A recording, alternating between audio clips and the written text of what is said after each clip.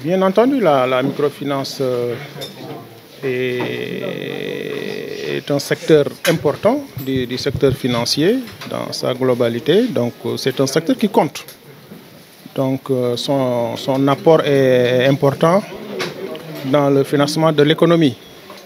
Je pense que si nous prenons les chiffres récents, nous voyons que la microfinance actuellement constitue 10,5% du financement de l'économie. Donc c'est extrêmement important. Alors, nous avons dans le secteur plusieurs types d'institutions de microfinance.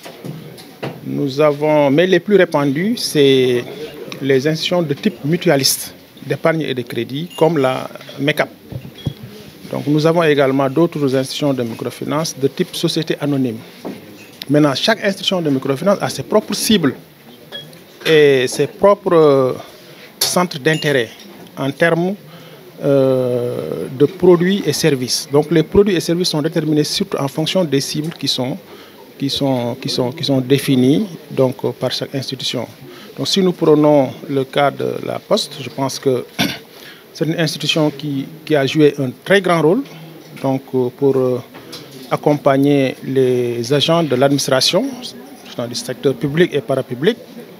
Au départ, je crois que c'était ça même, la vocation de la MECAP. Et je crois que c'est toujours le cas, même si la MECAP, du point de vue de l'évolution, en tout cas, et des mutations dans le secteur, a pu diversifier un peu ses produits en adressant, par exemple, des acteurs qui s'activent dans la micro et petite entreprise.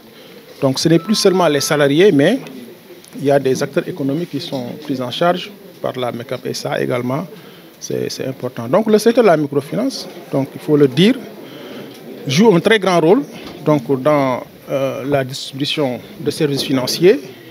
Et c'est vrai qu'il y a encore des couches qui ne sont pas encore touchées et il faut encore travailler dans le sens d'accompagner les institutions de microfinance. Et ça, c'est le rôle de l'État. Et l'État est en train de faire tout pour que ces structures puissent, en tout cas, adresser leurs services à toutes les catégories de la population du Sénégal. Je l'ai dit tout à l'heure, la MECAP, c'est une structure quand même qui a été bâtie pour lutter d'abord contre l'usure. Donc, les taux d'intérêt élevés, bon, pas des institutions de microfinance, mais les taux d'intérêt que subissaient les agents de l'État. C'était ça. Voilà. Maintenant, je pense qu'il y a beaucoup d'efforts qui ont été faits.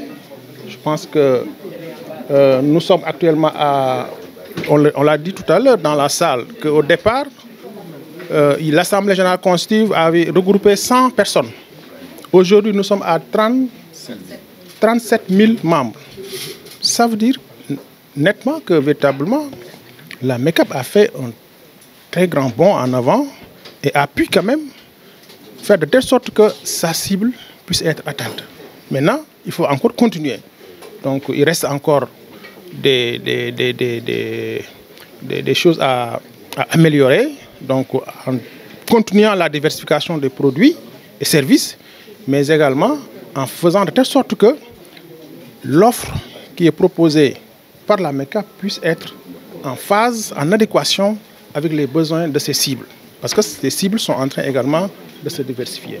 Et nous appelons également la MECAP à mettre l'accent sur la digitalisation.